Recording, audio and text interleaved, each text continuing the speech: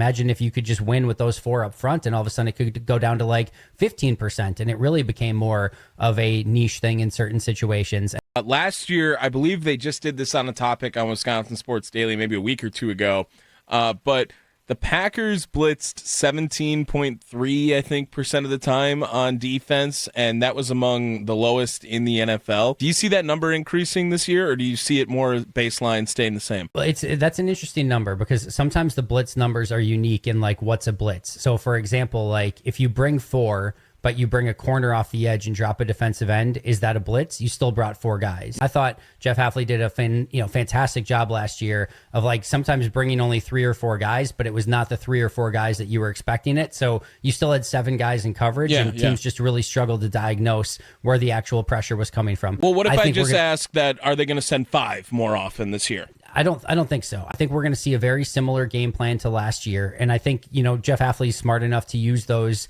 pressure situations in the right instances, in the right situations, and, kind of figure out when the right time to utilize some of those things are. And the hope is, imagine if you could do it less. Imagine if you could just win with those 4 up front, and all of a sudden it could go down to like 15%, and it really became more of a niche thing in certain situations. And I think that would even make it more effective. Again, I think a lot of it's going to be dependent upon how those front 4 perform, and hopefully we see a much improved. And we know Kenny Clark and LVN were banged up a year ago, and so there's some hope there. They bring in a new defensive line coach, and now the only thing left is to hopefully see the results as soon as Detroit in week 1 coming up in a few weeks.